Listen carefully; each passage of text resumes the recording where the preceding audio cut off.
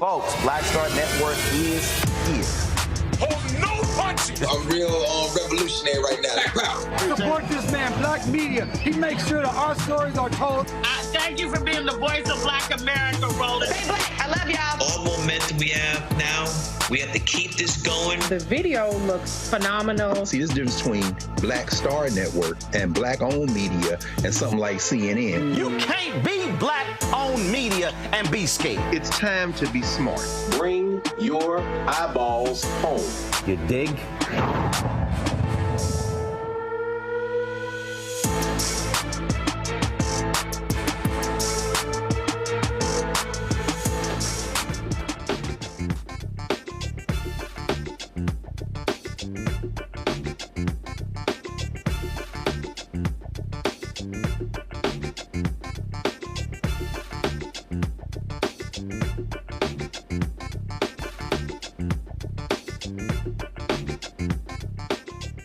Today is Thursday, May 2nd, 2024. Coming up on Roland Martin Unfiltered, streaming live on the Black Star Network. Reverend Dr. Bishop William Barber is going to be joining us to talk about the Poor People's Campaign's Mass Poor People and Low-Wage Workers Assembly and Moral March happening in Washington, D.C. next month. Also, as Louisiana fights for a second predominantly voting congressional district, the state Supreme Court has given the green light for white citizens in Baton Rouge to create their own city. Yep, segregating Baton Rouge. Activist Gary Chambers will join us to explain.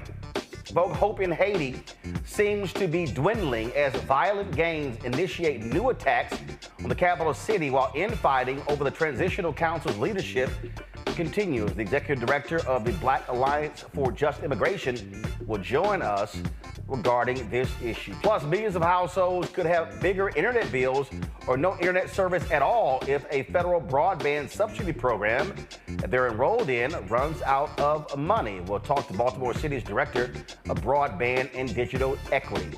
Also, folks, we'll, of course, continue focusing on what's happening with the student protests all across the country.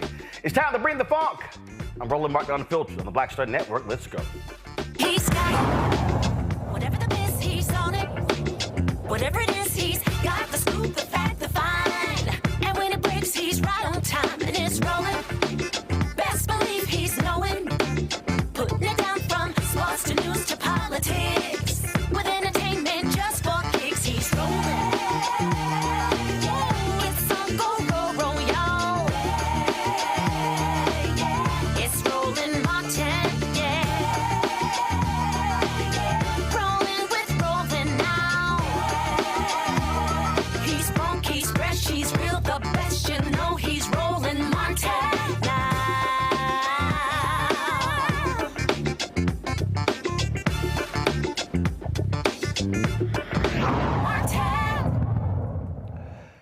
The Poor People's Campaign is in the middle of a 40-week operation to mobilize and organize folks across this nation.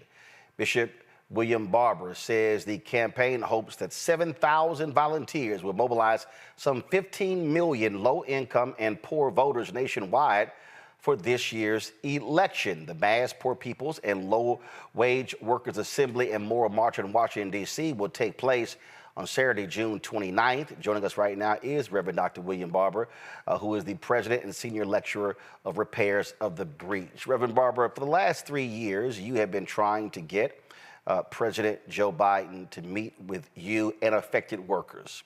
You met with Vice President Harris. The White House would love for you to meet with the president alone, but you made it clear that you're not interested in going to the White House for a one-on-one meeting, that he needs to meet with and talk with across the table from affected workers. Explain to people why that's your position. Well, leadership should always be about who you bring through the door, Roland. You and I talk about this all the time, not just going through the door yourselves.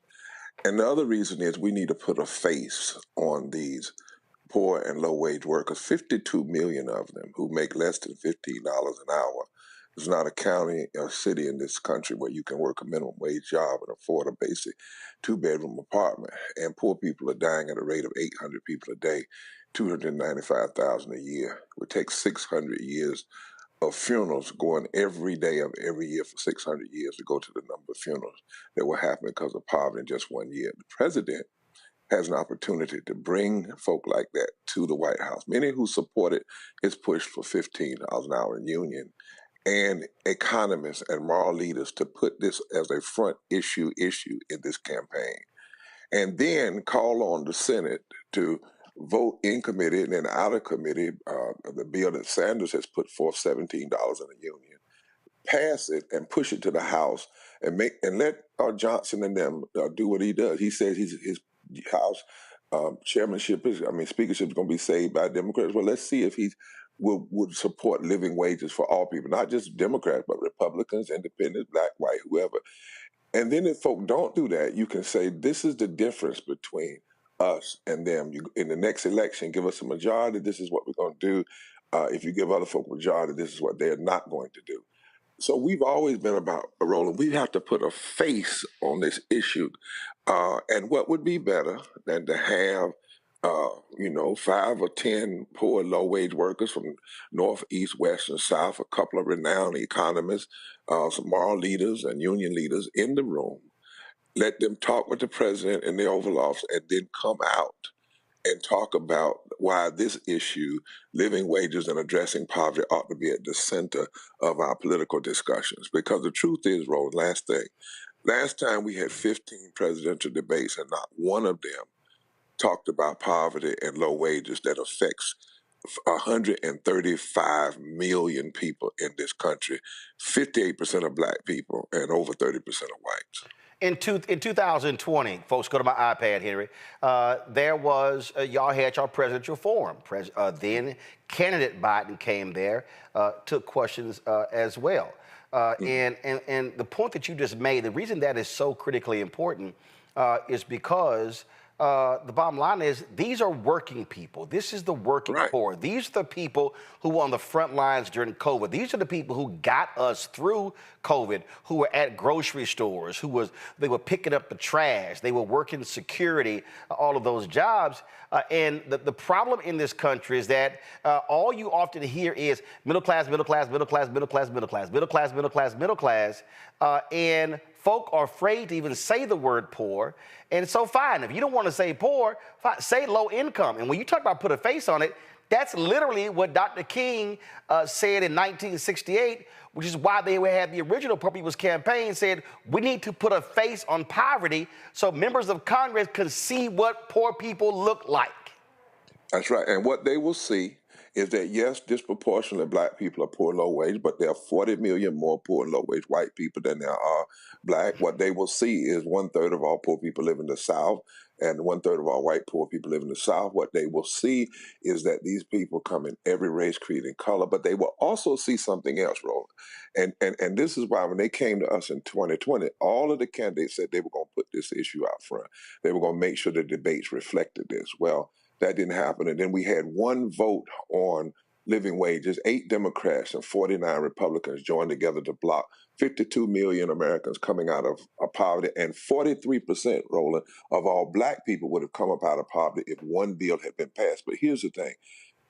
They would put, if we put a face on it, and we're saying ending poverty, low wage, passing living wages, health care, fully funding public education, dealing with voter suppression, expanding voting laws, and you go down the line we have 17 points.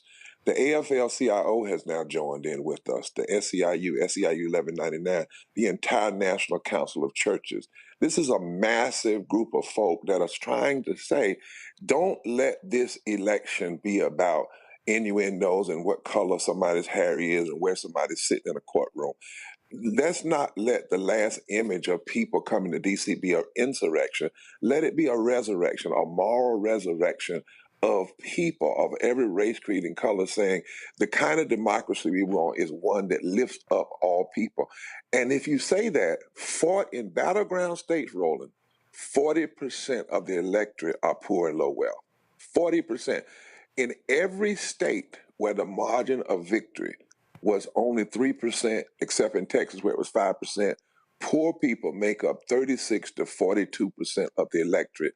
And there's not a battleground state, Wisconsin, Pennsylvania, Michigan, North Carolina, where if 20% of poor and low wage infrequent voters were to vote, that they could not turn the tide. And you know the number one reason, Roland, this is data, we did a study, that they don't vote? Nobody talks to them. That's the number one reason that they don't talk, that they don't vote. In Pennsylvania, Michigan, and Wisconsin, and North Carolina last time, the margin of victory total was 270,000 votes. The number of poor and low-wage voters infrequent that could vote is 4.3 million. 4.3 million. So anybody not talking to these voters is engaged in a kind of political suicide. So Linda Lake, who's an outstanding pollster, and Cornell Belcher have all said this is the block that you must touch, but you can't touch them if you don't even talk to them and sit with them. On Monday, Vice President Kamala Harris was in Atlanta, and it was the first stop on their economic opportunity tour. And I had a conversation with her folks before, and I said, listen, she has to speak to low-income working poor, because the conversation just can't be about African-American businesses, startups, African-American in contracts. I said, we got to speak to all levels. I said, because, listen, I own a business. Right. My brother owns a business. My sister and her husband, they own a business. But I have 2 other sisters who don't. I've got nieces and nephews. I've got cousins. I got folk who are working poor. And so the conversation has to be broadened. And you're right, by speaking to those folk, because let's be real clear, Republicans ain't speaking to them. You got Republicans who are trying to cut SNAP benefits. They're sitting here trying to, look, we know what happened after COVID. They cut unemployment insurance. People like Sarah Lindsey Graham said folk were making too much money on unemployment. Let's get them back to work. Well, hell, if they were making too much money on unemployment, it's clear they were not making enough money on their regular job. And so we can go on, and then we talk about those battleground states. That means you're talking to the working poor and low-income, low-wage folks in Michigan, North Carolina, Wisconsin, Pennsylvania. You talk about Arizona. You talk about Georgia. Florida. Florida. North Carolina. And as you said, it's the margins. I keep saying this when the Biden folk call me. I say, y'all, you only won Arizona and Georgia by 10, 12,000 votes. 1,000 here, 1,000 there. That's the margin of victory. You can't act like we could just ignore huge swaths of people and there's no big deal. Now, in Florida, it would only take 2% of the registered poor and low wage voters that did not vote to vote. When 15 was on the ballot, it won.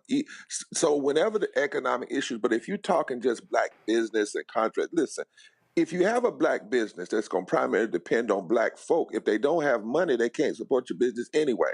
I mean, it literally makes no sense. In 2020, they ran on living wages and voting rights. And what happened? 54% of all the people in Georgia that make less than $50,000 a year in a family for voted in the majority for a progressive ticket. When we were in Georgia, the number of voters that we moved, and we didn't even endorse a person, we endorsed issues. The Right. number of voters that we moved to the polls that had not been moved were 3 times the margin of victory in the Senate race and 3 times the margin of victory in the presidential race. If we don't talk, it's 87 million, Roland, 87 million.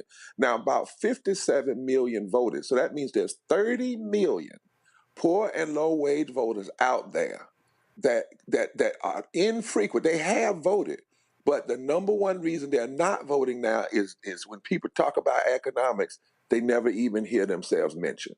And living wages is polling at 70%. In fact, most of the issues we're supporting actually are polling. Even in Mississippi now, healthcare is polling 60% among Republicans. 6% among Republicans, according to some studies.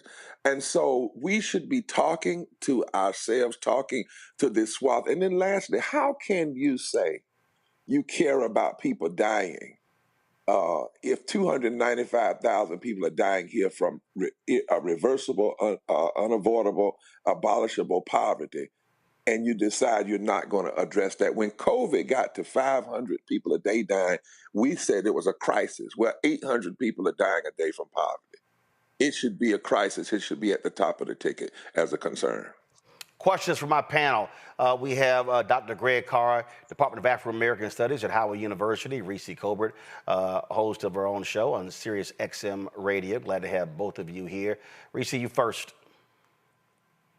Dr. Reverend Barber, it's always a pleasure to be in conversation with you. Have you seen any appetite? I know that there was a discussion a while back about reviving the child tax credit. Is that something that you have been pushing for, your organization has been pushing for on a bipartisan basis? Indeed. In fact, I'm actually in some conversation now with senators, Republicans, and Democrats who are talking about living wages. We're not there yet, but I mean they're at least talking, and about child income tax credits. And because see, child income tax credit lifted 60% of children out of poverty for 6 months, and then we threw them right back in. And it didn't hurt the economy. It didn't throw us into inflation. Child income tax credit, earned income tax credit. And by the way, even Ronald Reagan supported this kind of stuff. I mean, living wages, and you take child income tax credit, that's 6% of children coming out of poverty. Then you do living wages, that's 52 million people coming out of poverty making living wages, and it would pump $330 billion into the economy, which would be income that would be turned over, creating jobs and all of those things. We're hustling backwards. 51% of all our children are poor and low wealth. Why wouldn't we keep child income tax credit and earned income tax credit? That's why we're having this mass poor people's low wage workers assembly moral march on Washington on June 29th, 10 o'clock on Pennsylvania Avenue. It's going to be massive. It's going to be multiracial. It's going to be thousands of people.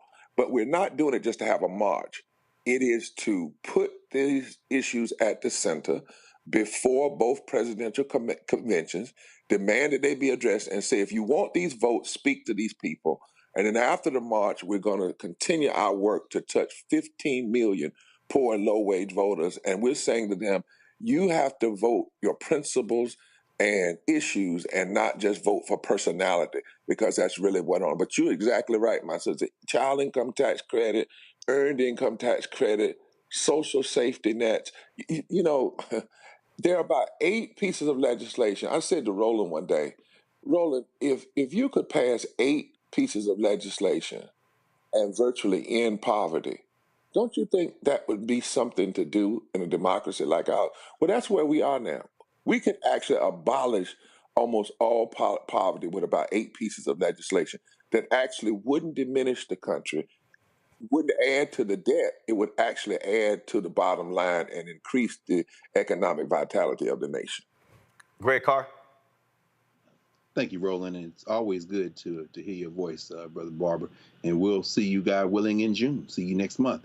I want to ask you a kind of global question. It's not fair, but I'm going to ask it to you anyway because I don't know anybody better prepared to answer it. What's the old saying? History doesn't repeat itself, but it often rhymes. Thinking about another poor people's campaign, another deeply unpopular international conflict with the United States at the center. Thinking about student movements all over the country, but I'm thinking, of course, about 1968. I'm wondering if you have any thoughts about how this convergence of U.S. foreign policy that has led to over 2,000 arrests on college campuses around the country, and unlike 1968, where you had a president like Johnson who was actually would say poor and would put together a quote-unquote war on poverty, do you have any thoughts about the trajectory of how the Democratic Party's very milquetoast and tepid engagement with the poor might be because they're trying to shave a few more votes off and they're trying to stay out of this Palestinian conflict, but how ultimately the moral stand that you have always taken and those of us who support you and who surround you always agree with, how that might complicate politics for the Democrats and perhaps cause them to be even more timid as it relates to domestic policy and what we can do about that kind of thing. Well, it does complicate it, make it timid if you try to look at it from the normal left versus right, Republican versus Democratic politics. But there are moments in history, not only do histories rhyme, history calls you to rise, and you have to rise to a moral concern. And so right now in this moment, when I see young folk who engaged in nonviolence, I'm not talking about folk that are tearing things down and trying to hurt people that may be infiltrated, but I'm talking about nonviolent civil disobedience and engaged. At the heart of that, and at the heart of protest, they're talking about we don't want to see continual unnecessary killing of people, innocent people, and poverty. I mean, at the heart of it all.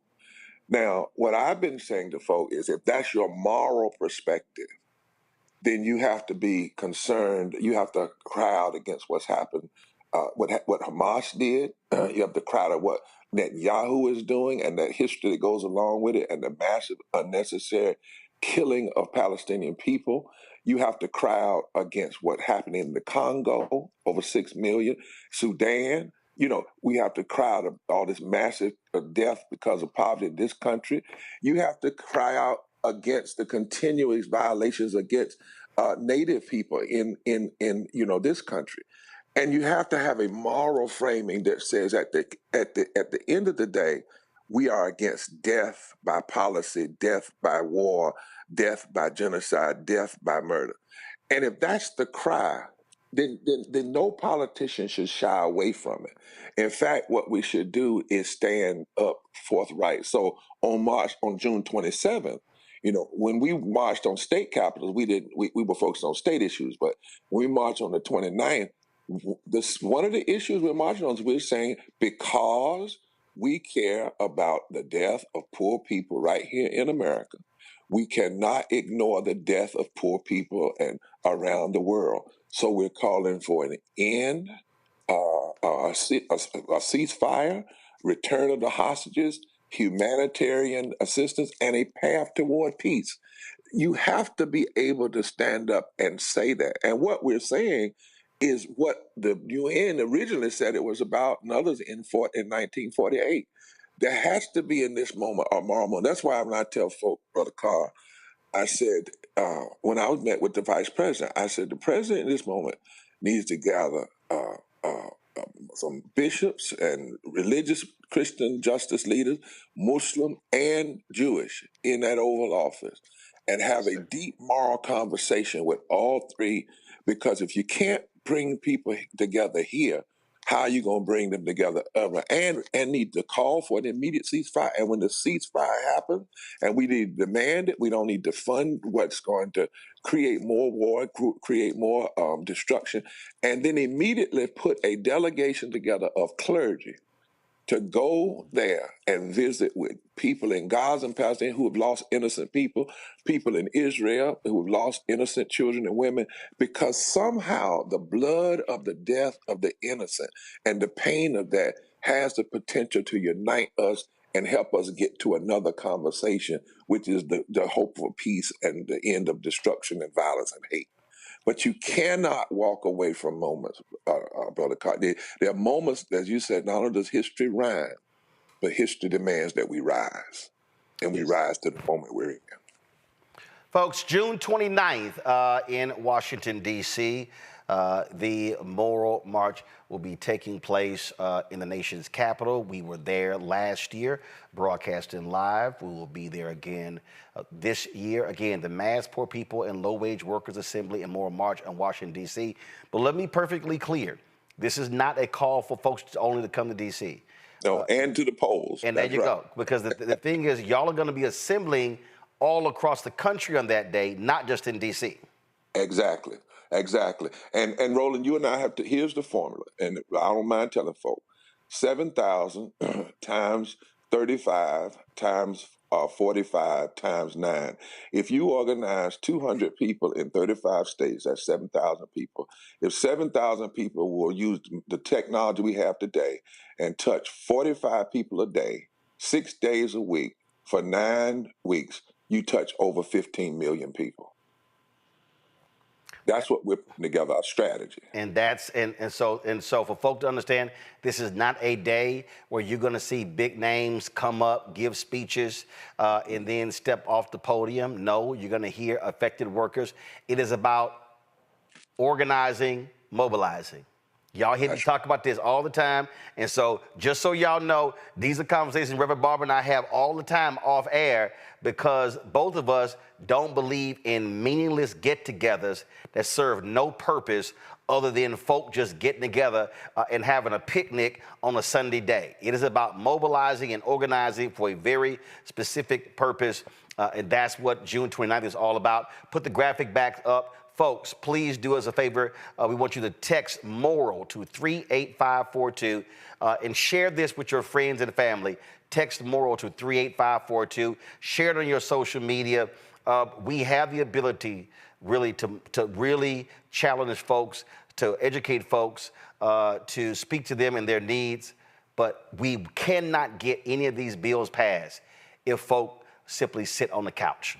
Reverend Barber, we appreciate it. Thanks a lot. Thank you so much. Take care. All right, folks, when we come back, white folks in Baton Rouge have successfully got the Supreme Court to allow them to create their own city. We are going right back to what we saw during Jim Crow days. Wait till we explain to you what is happening in Baton Rouge, Louisiana. You're watching Roland Martin Unfiltered on the Black Star Network.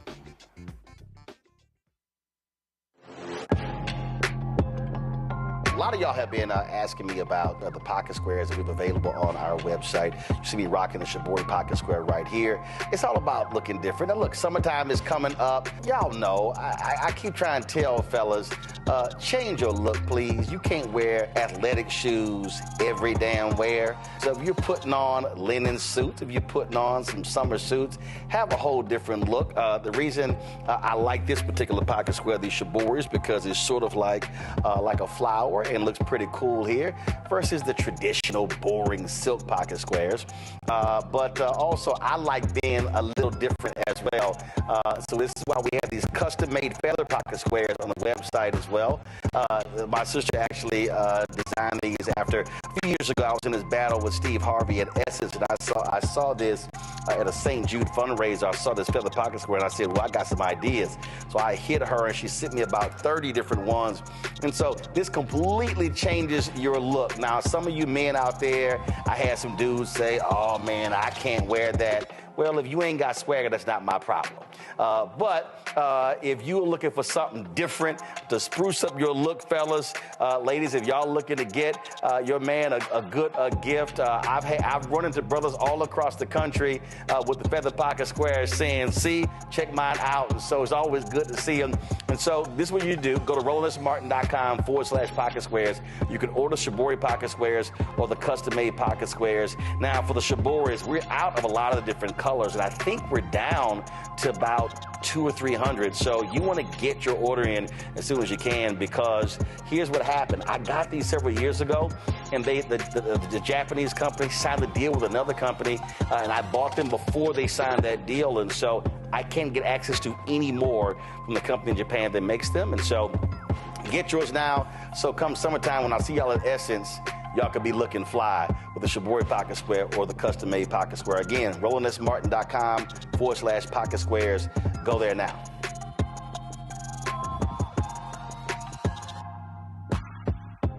What's good, y'all? This is Doug E. Fresh, and you're watching my brother Roland Martin Unfiltered as we go a little something like this. Hit it.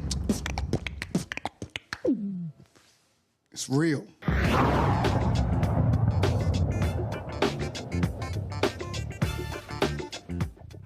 2024, guess what? In Louisiana, the state Supreme Court there is allowing a largely white community to break apart and separate from the city of Baton Rouge to create their own city. This has been a 6-year effort by folks there. On Friday, the Supreme Court granted the formation of the predominantly white city of St. George, which will be separate from Baton Rouge. The ruling is sparking concerns about segregation. Activist Gary Chambers posted a video talking about this here. He joins us now from Baton Rouge. Gary, glad to have you here.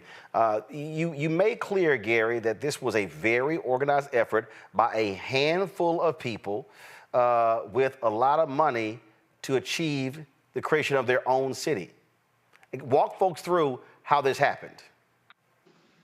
So, Roland, we have a man named Norman Browning who organizes a group of about 10 people that decide they want a new school district because they don't want their kids to go to the schools of Baton Rouge. Keep in mind, Baton Rouge is the city that had the longest desegregation lawsuit in America. We didn't finish that lawsuit until the 90s. And so when you look at the conversation around people wanting a new school district, these are people who ultimately don't want their kids to go to school with black kids. Currently, the school district in Baton Rouge is 80% black, even though the city is 56% black. So white parents in Baton Rouge right now, for the most part, do not send their kids to public schools in Baton Rouge. As a result of not getting that school district, these folks then decided to try to start a city. They failed the first time because the city was, I think at that time, going to be 60% white.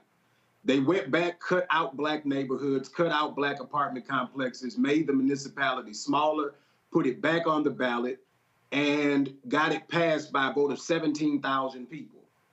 The vote of 17,000 now impacts 400,000 people who live in East Baton Rouge Parish because of the general fund that's $1 billion of city parish money, 300 million of that is not dedicated. And they're going to take away $48 million of resources from the general fund in order to create this new municipality. So I don't really care if they go off and segregate themselves, but I do care that we've paid into the fortunes of that portion of town for the last 50 years. And to say that you're going to start a new community and then we owe you money for that community, well, we've been paying a whole lot for a long time, and we want our portion to be paid for if you're going to get it. So what's interesting here, you also mentioned that you have a black mayor in Baton Rouge, and it's not like, Baton Rouge ain't Atlanta. It's not like there have been black mayors for the last 30 plus years. No, she is the second black mayor of Baton Rouge. Kip Holden was the first black mayor of Baton Rouge. He was elected in 2004, took office in 2005.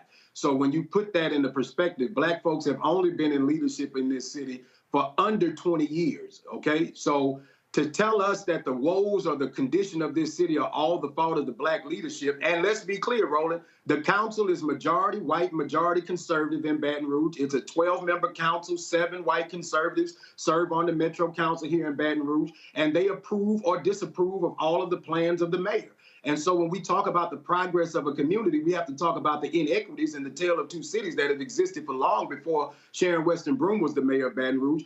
We have to talk about how we've invested in South Baton Rouge, the portion of town that is segregating themselves away, and to the demise of North Baton Rouge, actually. And so if we don't have honest conversations about how we got here, then we can't have an honest conversation about how we move forward. And the truth is, when people talk about this unity and why do we talk about race, this is why we talk about race, because people are literally segregating their children, segregating the city, and then taking away resources from our community. And to be clear, 50 years ago, when black people were becoming the majority or growing in population in Baton Rouge, they changed us to a consolidated form of government, which was we won't just have a city, we'll have a city and a county. So Mayor Broome is the mayor of the city of Baton Rouge and the parish president of the parish of East Baton Rouge. And so we have a council that is convened that represents the entirety of the parish, but white communities continue to segregate themselves off when they realize that black leadership is going to be in charge for the future of this community.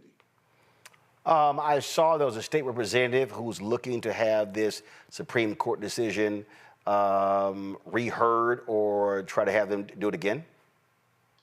President of the City Council, Lamont Cole, Mayor Pro Tem Lamont Cole, is challenging to have them rehear it. There are certain aspects that the justices did not consider. One of the things the Chief Justice of the Supreme Court, who is a conservative, wrote a dissenting opinion and said that this was a decision masquerading as a ruse of a decision, and said that that was a deficient argument put forth because they couldn't even prove that they were going to pay for the services of the city. They have proposed that it's going to cost them $47 million to run a city of 80,000 people, and they're going to privatize every aspect of the services of the city. They don't even have a plan for policing, Roland. They plan to just take the sheriff's department and just give them $4 million and hope that that covers the bill. Wow. Questions from our panel. Greg Carr. Thank you, Roland. It's always good to see you, Brother Chambers. The way I understand it, and I know you know this history better than all of us, these white boys have done this earlier, I guess, with Central, is it, outside of Baton Rouge? And I'm from Nashville, so I remember how they went municipal, Nashville, Davidson County, Atlanta, Fulton County, Jefferson County, Birmingham. My question is about how, what's the impact of us not getting involved in the political process? I know you've been doing that. You know, we all came to know you probably outside of Louisiana when you jumped on Connie there at the school board meeting. You know, what is it going to take for our people to understand? I remember the comedian Paul Mooney once said, you know, they want to move away from us now, but during slavery and Jim Crow, they wanted us all up under them in their beds, in their bedrooms, and the kitchens. But now that that's over, they want to get away. What is it going to take to trigger some kind of resurgence in our consciousness to get involved in what has been a long-term strategy for these kind of racists, which is to get away from us as far as possible? You know, I think that some of us had hoped that some people were better than they were, and the realities of today are making people have a wake-up call. I hope, that is my hope, that being able to see things that you and I and Roland and others have been talking about for years play out in real time, I think is a clarion call that many people are going to say, I didn't think they would go this far. They will go this far and further.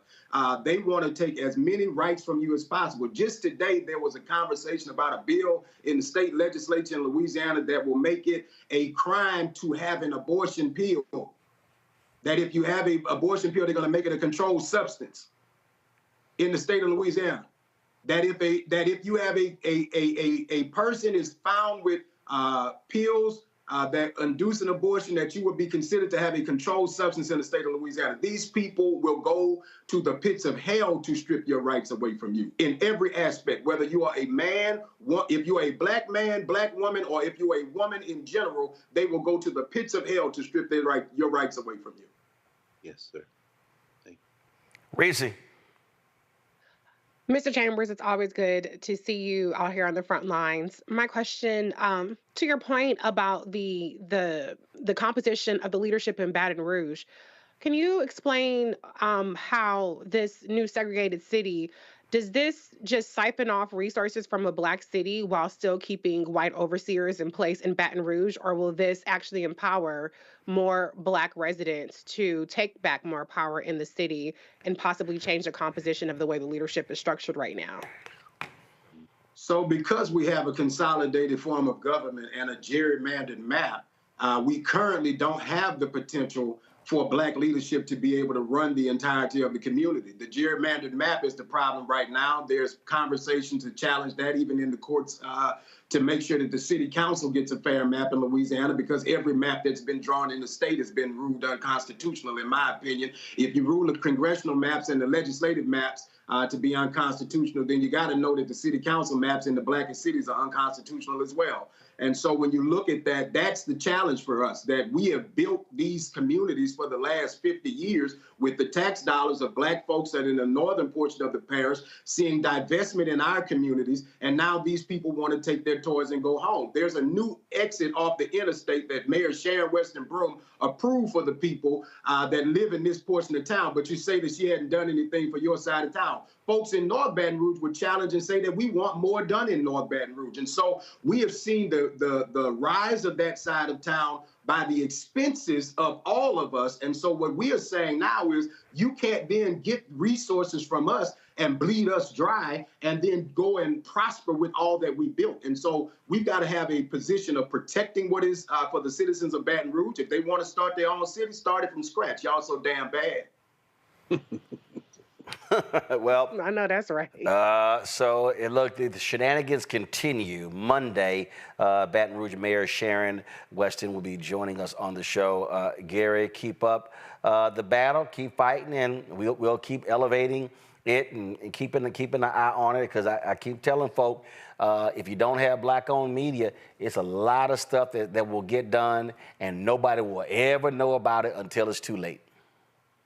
Thank you so much, Roland. We really appreciate you. All right. Thanks a bunch. Appreciate it.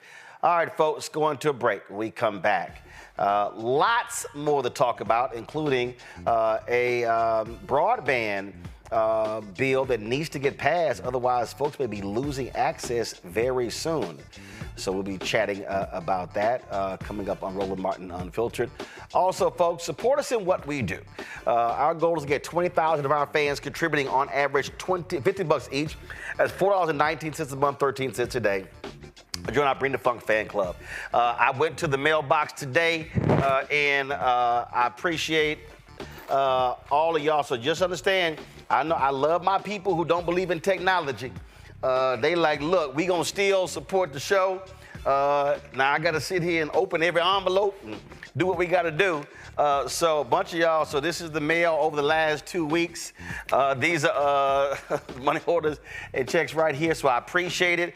For those of you who want to support us electronically, we got all the ways to do it. And again, I told y'all just a couple days ago, Byron Allen's The Griot axed all of their shows except one.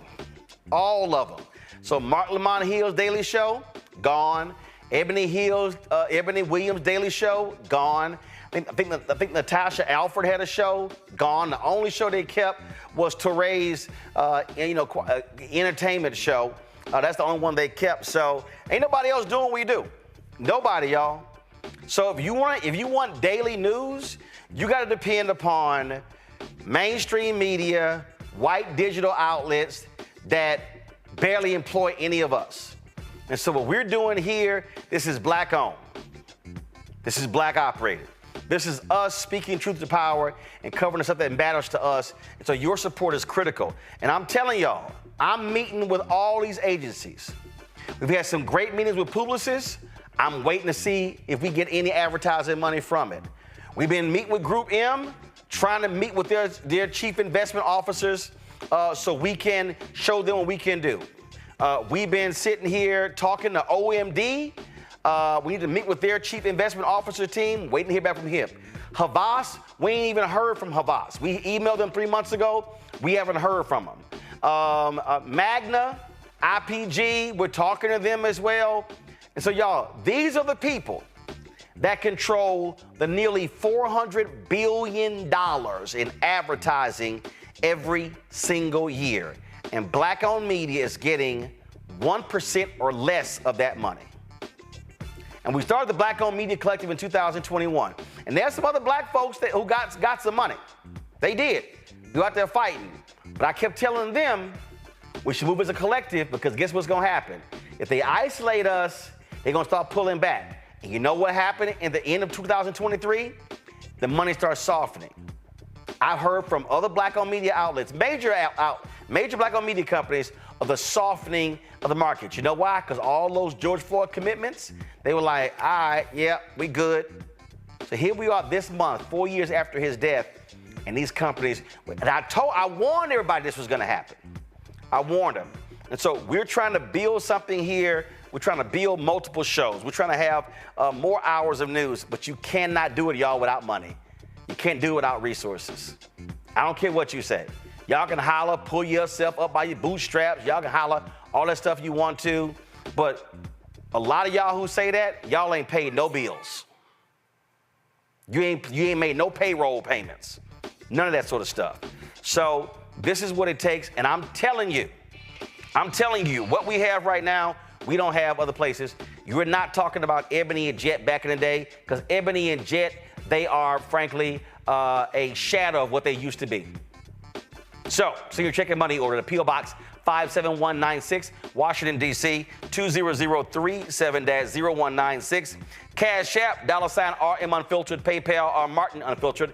Venmo is RM Unfiltered. Zelle, Roland at RolandSMartin.com, Roland at RolandMartinUnfiltered.com. Do all you can to support the show. We'll be right back in a moment. First, President Barack Obama's road to the White House. We got about 500 copies of the book available. And so this actually is all of the coverage of the 2008 election. But the other thing is this here. I talked to folks like Malik Yoba, Hill Harper, Erica Alexander, Kevin Lau, Spike Lee, Tatiana Ali. But there's a lot of behind-the-scenes stuff in here as well, where I talked about some of the stuff that went down at CNN. Also, when you go through here, a lot of the photos that you see in here, photos that I actually shot, photos that were my time at CNN. And so what I decided to do, because one, I published the book and I own it myself, is that so I said, you know what, I'm going to slash the price to $10. And so we're going to have shipping and handling, $5.99. I'm going to personally autograph every copy. I'm not reprinting the book. So once we are sold out of these 500, that's it. They're gone. So you can go to RolandSMartin.com/the-first to get a copy of this book. Everybody who orders this book through the website, not on Amazon, only through RolandSMartin.com, I will personally autograph and mail you a copy of this book. It's all of the coverage, the actual interviews that I did with him. And just to show you, of course, when it came out, there's actually even in here the interviews that I did with him and Michelle Obama, which won TV One cable networks, his first 2 NAACP Image Awards. And so all of that for $10. Shipping and handling is $5.99. So go to RolandSMartin.com the first and order your copy today. Next on the Black Table with me, Greg Carr. We welcome a towering intellect, activist, master theorist, prolific author, and unstoppable firebrand for change. The one and only Dr. Errol Henderson joins us to talk about his new book, The Revolution Will Not Be Theorized, Cultural Revolution in the Black Power Era.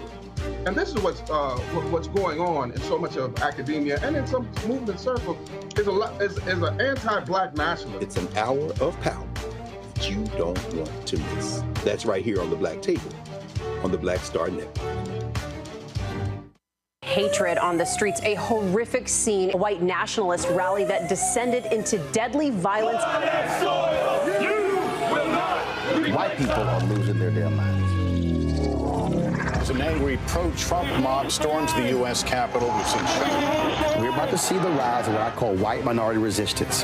We have seen white folks in this country who simply cannot tolerate black folks voting. I think what we're seeing is the inevitable result of violent denial. This is part of American history. Every time that people of color have made progress, whether real or symbolic, there has been what Carol Anderson at Emory University calls white rage as a back backlash. This is the rise of the Proud Boys and the Boogaloo Boys. America, there's going to be more of this. Here's all the Proud Boys, guys. This country is getting increasingly racist in its behaviors and its attitudes because of the fear of white people. The fear that they're taking our jobs, they're taking our resources, they're taking our women. This is white fear.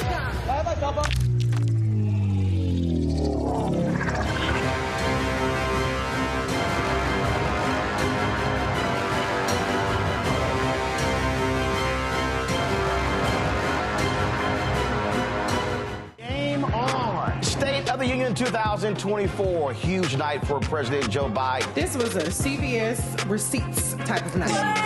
He dragged the hell out of the Supreme Court. And he said, y'all gonna see the power of women. Trump's brain is melting as we speak. We want to organize from a place of strength. There's no confusion whatsoever about what they've done and what they plan to do. What Donald Trump is doing is presenting a fallacy. He is convincing them that he's all in it for them, when in fact he's all in it for himself. We do not feel Joe Biden, in spite of the success that have taken place during this administration economically. There are too many things where we do not feel like he's had our back. You should also be investing in the barbershops and the beauty salons and the hookah bars and the folks who are going to the club, and there's a way to actually get them registered because we've done it before. But if you don't have folks who understand that dynamic, then you're missing a big opportunity. So we said we just celebrated. For what? Why don't you go to Selma to celebrate rather than recommit yourself to the fight if the very thing we went to celebrate has been gutted? Republicans did not support a lot of the bills that were necessary to keep the country fluid. You can't only love your country when you win, right? Oh, no. You guys don't want another $2 trillion tax cut? This was absolutely the knockdown, drag out that we were really waiting to see. Black voters are the base. They're the most important base of the Democratic Party. There was very few language in this speech. At the time, we see an attack on black history, attack on DEI. The end of the BLM racial reckoning thing has come to a complete end because there was nothing in this speech for that. Our movement has never been grounded in two-party politics in this country.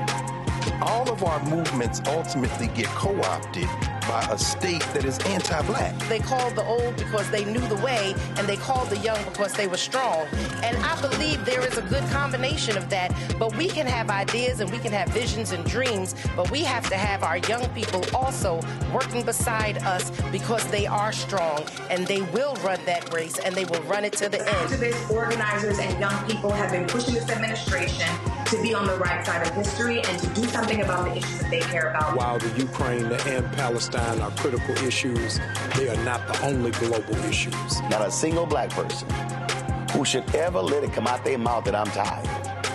Because there is somebody else who came before us who didn't stop fighting.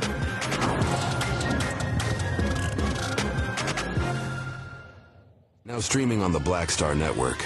I was just in my backyard. I was manifesting about life. I said, I would love to come back because it was a great time, and these kids need that right now. They need that male role model in the schools, I think. Even on the TV. Yeah. Because people are scared to go into the high schools. You know, the high school, you know what I mean? I would love to bring it back, and I think we can bring it back. What do you think? I think we'll ask the people. I would ask your people. We'll do a poll. Y'all want to hang a Mr. Cooper? Yeah, I say let's go. We all look good. You know, Holly looked good. You know, Raven looked the same. Marquise, Don Lewis. It'd be funny to have the bullshit you see out there on TV now. God damn. What the fuck? What happened to TV? Damn. It's some... I'm like, oh my God.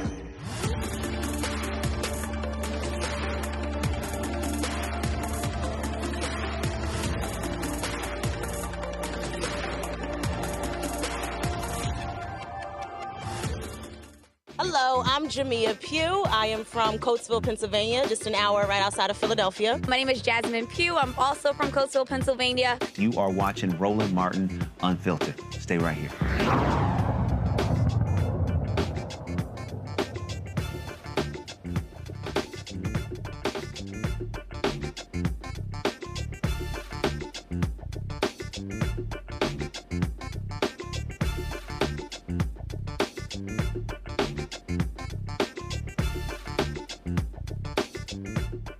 As college campuses are cleaning up after the various protests, President Joe Biden condemned the unruly behavior but defended the rights of the peaceful pro-Palestinian protesters.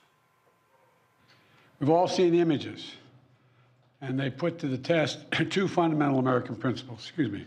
The first is the right to free speech and for people to peacefully assemble and make their voices heard. The second is the rule of law. Both must be upheld. We are not an authoritarian nation where we silence people or squash dissent. The American people are heard. In fact, peaceful protest is in the best tradition of how Americans respond to consequential issues. But neither are we a lawless country. We are a civil society, and order must prevail. Throughout our history, we've often faced moments like this because we are a big, diverse, free-thinking, and freedom-loving nation. In moments like this, there are always those who rush in to score political points. But this isn't a moment for politics. It's a moment for clarity. So let me be clear. Peaceful protest in America. Violent protest is not protected. Peaceful protest is. It's against the law when violence occurs. Destroying property is not a peaceful protest. It's against the law. Vandalism, trespassing, breaking windows, shutting down campuses, forcing the cancellation of classes and graduations. None of this is a peaceful protest. Threatening people, intimidating people, instilling fear in people is not a peaceful protest. It's against the law. Dissent is essential to democracy, but dissent must never lead to disorder or to denying the rights of others so students can finish the semester and their college education. Look, it's basically a matter of fairness. It's a matter of what's right. There's the right to protest, but not the right to cause chaos. People have the right to get an education, the right to get a degree, the right to walk across the campus safely without fear of being attacked. But let's be clear about this as well. There should be no place on any campus, no place in America for anti-Semitism or threats of violence against Jewish students. There is no place for hate speech or violence of any kind, whether it's anti-Semitism, Islamophobia, or discrimination against Arab Americans or Palestinian Americans. It's simply wrong. There's no place for racism in America. It's all wrong. It's un-American. I understand people have strong feelings and deep convictions. In America, we respect the right and protect the right for them to express that. But it doesn't mean anything goes. It needs to be done without violence, without destruction, without hate, and within the law. You know, make no mistake, as president, I will always defend free speech, and I will always be just as strong in standing up for the rule of law. That's my responsibility to you, the American people, my obligation to the Constitution. Hundreds of protesters at college campuses across the country have been arrested this week during the demonstrations in Los Angeles. Police arrested 132 people at UCLA Wednesday night and more than 300 at Columbia University and City College. Now, most of those are at City College. The pro-Palestinian protesters are demanding that their schools divest of funds from Israeli military operations. At Brown, they are going to vote on that. And they also announced that they're not going to be expelling any students. Let's go to our panel here. Greg Carr, what do you make? First of all, when you start talking about these protests, it's interesting listening to the language. I mean,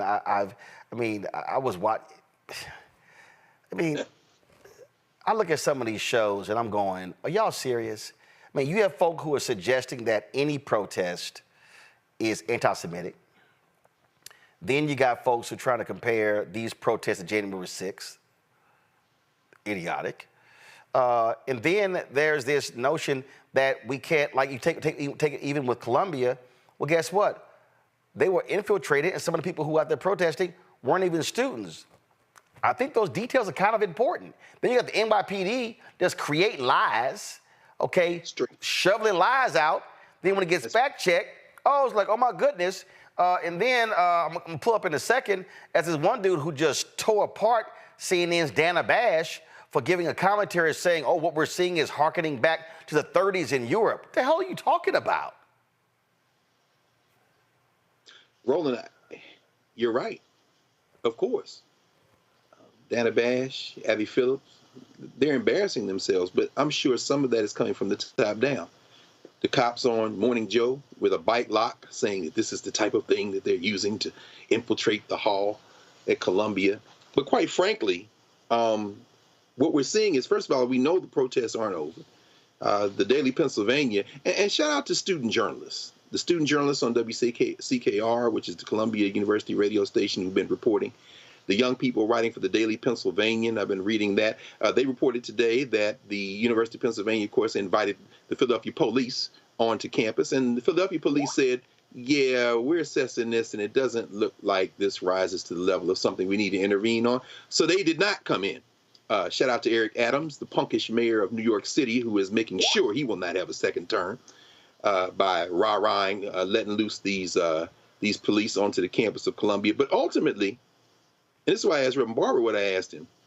Roland, it'd be interesting to hear your thoughts on this as well. I mean, this isn't 1968. However, isn't it ironic? There will be a convention at the end of this summer. In Chicago. And the anti-Vietnam War, it's a different era. However, Joe Biden's tepid, both-sidism kind of speech there flies in the face of the fact that this is not going away. The International Court of Justice any day now will swear out a warrant on the biggest mass murderer of the 21st century, Bibi Netanyahu. Turkey decided today to shut down diplomatic relations. Colombia, the president of Colombia announced yesterday they're going to shut down relations with Israel. Global opinion is clearly on one side. Meanwhile, here in the United States, these young people, and they're trying to whistle past the graveyard and get past graduation in a couple of weeks. I was at the small encampment on the campus of Howard University last night. I walked by there, saw some young people there, some of my own students, some of them graduating seniors, one who knew the two Howard students who were arrested over at the George Washington encampment, the D.C. area encampment. Some people from Black Alliance for Peace were there with them. I'm looking at this speech that Joe Biden is going to have to give at Morehouse. This is not going to end well for Biden. They're not both sides, as Reverend Barber said, in a moral issue. And if we think about this in the context of 68, finally, you've got Martin Luther King coming out against the war in Vietnam in April 68. You've got the Poor People's Campaign going on after his assassination in the summer of 68. You have that convergence in Chicago in 1968. You have Bobby Kennedy assassinated just before that, and a pro-war candidate in terms of Hubert Humphrey put before the American people, and that allowed the resurrection of Richard Nixon. I don't know what's going to happen, but I think if we study our history, we can pretty much predict what this kind of speech will lead to, and it ain't pretty for black people. You know, and you know, Reese, again, when I see some of this stuff, I just sort of sit here and I'm going, are some of y'all actually listening to what you're saying? And a lot of this stuff, Reese, is fact-free. A lot of this stuff is just literally, I mean, I listen to some of this and I'm like, oh, so we just gonna make up a lot of this stuff? And act as if you don't have reporters on the ground who literally are covering these things? I was talking about this commentary that Dana Bash did at CNN, which was like unhinged. And I'm trying to understand one, she's a political correspondent. Two, she's an anchor. When you listen to this commentary that she gives, how did this get past standards and practices at CNN? I'm gonna play some of this, so check this out. Politics, I'm Dana Bash. We start with destruction, violence, and hate on college campuses across the country. This was the scene just a short while ago at the University of Wisconsin-Madison. Police clashing with protesters. 12 people were arrested. Hours earlier, protests rocked the University of Arizona, where campus police used chemical irritant munitions to remove protesters. Around the same time at UCLA, pro-Israel and pro-Palestinian groups were attacking each other, hurling all kinds. Let me stop right there. First of all, that's a lie. Pro-Israeli protesters attacked pro-Palestinian. The pro-Palestinian protesters were defending themselves. The video is undeniable. They were not attacking each other. The pro-Palestinian protesters were defending themselves after they were attacked by the pro-Israel demonstrators. That's called a fact, and it shouldn't be confused. Okay, go back to it. Objects, a wood pallet, fireworks, parking cones, even a scooter. And before that, the NYPD was able to clear Columbia University after protesters barricaded themselves inside a campus building. 300 people were arrested at Columbia and City College of New York. See right here. So let me show you what they just did there. You're discussing Columbia, saying protesters barricaded themselves. Now we know that it actually were outsiders who took over the building. 44 at Columbia. The rest were at City College. Here's the difference. Columbia is a private university. It's a closed campus. City is a public university. It's wide open. But when you put the two together, oh my God, 300 arrests. What sounds different? 300 at Columbia and City College, or 44 at Columbia and more than 250 at City College? But you show video of Columbia. Okay, go ahead. But it is unclear how many were actually students. New York City Mayor Eric Adams warned this morning that professional outside agitators are getting involved. Okay, let's stop right here. So here's a problem when you go on the air, when you say it's unclear how many were outside agitators. So why are you quoting a number? If anybody on my staff says, I think there were 30 people arrested, my first response is, what do you mean I think? What's the number? Well, I read this and it was 18, so where did 30 come from? Well, see what happens when you start asking questions? So when you go on the air and you throw something out there and you don't have the actual information, then I'm sorry, what are you saying? Because she was very clear when she said 300 protesters at Columbia, and then said they were students. Wasn't factual. Let's go. There is a movement to radicalize young people, and I'm not going to wait until it's done and all of a sudden acknowledge the existence of it. This is a global problem that young people are being influenced by those who are professionals at radicalizing our children, and I'm not going to allow that to happen as the mayor of the city of New York. Okay, you mean such as when the NYPD said that there was the wife of a terrorist that was inside one of the buildings at Columbia, and then we later found out that wasn't factual? Gotcha. Okay. Many of these protests started peacefully with legitimate questions about the war. But in many cases, they lost the plot. They're calling for a ceasefire. Well, there was a ceasefire on October 6th, the day before Hamas terrorists brutally murdered more than 1,000 people inside Israel and took hundreds more as hostages. This hour, I'll speak to an American-Israeli family whose son is still held captive by Hamas since that horrifying day that brought us to this moment. You don't hear the pro-Palestinian protesters talking about that. We will. Now, protesting the way the Israeli... Okay, so Dana Bash said you don't hear the pro-Palestinian protesters talking about the hostages. Did y'all hear Dana Bash mention the 30,000 Palestinians killed? I didn't hear that. Okay. She's a liar. Government, the Israeli Prime Minister is prosecuting the retaliatory war against Hamas is one thing. Making Jewish students feel unsafe at their own schools is unacceptable, and it is happening way too much right now. I'm a UCLA student. I deserve to go here. We pay tuition. This is our school, and they're not letting me walk in. My class is over there. I want to use that entrance. Why can't they go? Will you let me go in? This could be over in a second. Just let me and my friends go in. Again. Okay, all right. Here's the problem with that video. Did y'all see all of the students just walking around behind them? He was just right there. Just go right the fuck over there. Again, I want people who are watching, I need you to pay attention when people post stuff like this. There are people just walking behind them, and this dude is standing there. They won't let me go by. So you mean to tell me that on this massive campus, they have a line that stretches all the way over, they're not letting you walk by? And Dana, you actually use that video? Like, really? And you have the other students standing right there who are all quiet. Right. And if y'all see the frame, it's shot vertical, so you only see about 4 or 5 people. You don't even see how long. Y'all, come on now. Now listen to this.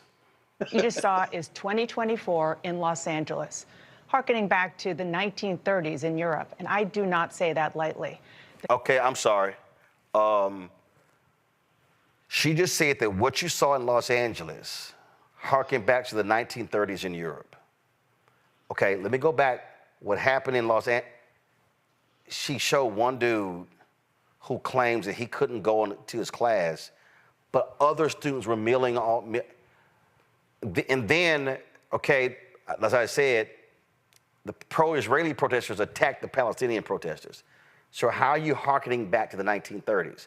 And I don't say it lightly. Well, actually, you do say it lightly. And y'all, this is the problem you're seeing in mainstream media. You see the conflating of things. You see, and then it's like, oh, the pro-Palestinian students, they lost the plot. How? At Brown announced they are going to actually take a vote to divest. And they're not going to penalize the students. Exactly. You leave that out. That's literally a fact. But see, again, no, because see, y'all got to understand, if I come across somebody protesting, the first thing I'm going to say is, why y'all protesting? What are the reasons? But y'all notice, at no point, she mentioned, oh, the war and God. No. The students have, first, at Columbia, they were protesting the opening of a center in Tel Aviv that Palestinian students could not attend. That's a fact. If you go, the original letter they submitted had the details in it. Oh, I'm sorry, details. That's called being a reporter. My bad. What was I thinking? Listen. Fear among Jews in this country is palpable right now. Welcome to Inside Politics. I'm Dana Bash. We start. So again, what we're seeing, Reese, we're seeing media folk create these narratives as opposed to, one, lean on folks who are on the ground. There was a sister at NBC who was on the ground saying, I was there. What y'all are saying happened, I didn't see. She's on the ground. You're sitting in a studio, Joe and Mika, in Florida, at your house in Florida. What the hell are you talking about? Well, I talked to friends. No, but you're not on the ground. And so what then happens is the media narrative becomes fact. Folk then run with it and say, well, CNN said, MSNBC said, as opposed to what actually happened. And this, to me, is a fundamental problem that we're seeing. Well, I don't even think it becomes fact. It just further erodes people's trust in the mainstream media. This is why the trust in the media is in the pits, along with trust in Congress and a number of other institutions, because we see propaganda being pushed as though it is news. We see narratives being pushed that do not square with the facts, with what we can see with our own 2 eyes. And I mean, I don't know if people just have lost their damn minds or if they're just depraved individuals. I understand that there's a lot of fear around Trump being reelected, around this potentially hurting President Biden's electoral chances. And so, oh my God forbid anybody protest in favor of humanity, because that could hurt the Democrats. What about the people getting slaughtered? You know what could help the Democrats? Doing the right fucking thing. You know what could help the Democrats? Responding to these protests in a manner that honors the humanity of people and decency. You know what is escalating these protests, escalating the violence? Every single video that you showed, the common denominator was the police fucking with people. If you allow people to sleep in their tents, sit down, sing kumbaya shit, have a human chain, whatever, then they were going about their business. These people are not agitators for the most part. You're agitating them to die on the hill of slaughtering children, of rounding people up, dislocating people, forcing migration within a tiny strip of besieged territory that has been cut off of electricity, of food, of water, of resources, hospitals bombed, all kind of areas desecrated, churches, mosques, everything bombed, and you put them into a slither of land and you carpet bomb them and then you starve them. This is what y'all are defending. There wasn't a ceasefire on October 6th. And I'm not defending in any way, shape, or form what happened on October 7th. I will not defend that. I'm not defending having hostages. But what's the proportionality here where Palestinian lives come into play? How many fucking children have to be slaughtered? We're already at least 14,000. That's not even counting the people that are currently starving to death. And so if you cannot see a reason why there's an outcry to stop that, why there's an outcry to stop billions of dollars going to aid in the slaughter of besieged, helpless people, you've lost the motherfucking plot, not these students. And they can put up whatever person they want. Oh, these bratty entitled children, these woo. We have too much emphasis on decorum in this country, too much emphasis on trying to win elections instead of pushing our politicians to do the right fucking thing. And we have more emphasis on that than we do on watching human carnage being broadcast in front of us over and over and over again. You've lost the fucking plot. If you put more emphasis on what bratty little children are doing and how they doing it than you do on the fact that the bombing and the slaughter and the starvation, the famine and just the carnage needs to stop. Period. Yep. All right, folks. We'll see, because graduation is coming up, and so those will be interesting events ahead. Wait. Can I say one more thing? Because President Biden said that the protests have led to the cancellation of the graduation. No, USC canceled the graduation because they did not want to give a valedictorian who was not who was Arab or Muslim the ability to give her speech. Yep. That is what canceled it, not agitators. Yep, absolutely. All right, folks, going to a break. We come back, we're going to talk about broadband and how a lot of folks may lose access to it because Congress ain't getting their act together. We're going to have a short break. We'll be right back on Roland Martin Unfiltered. Hi, I'm Dr. Jackie of A Balanced Life. Think about the men in your life and ask yourself these questions. Who are their male role models? Who can they turn to for advice to learn about what manhood is all about? On our next show, we talk about why male mentoring is so important to men of all ages. Actor Dondre Whitfield leads an all-star cast and panel to answer these and many other probing questions. A woman can't teach you how to be something that she's not. That's on the next A Balanced Life with Dr. Jackie on Black Star Network. Fanbase is pioneering a new era of social media for the creator economy. This next generation social media app with over 600,000 users is raising $17 million, and now is your chance to invest. For details on how to invest, visit startengine.com/fanbase or scan the QR code. Another way we're giving you the freedom to be you without limits. What's up, everybody? It's your girl, Latasha from the A. And you're watching Roland Martin Unfiltered.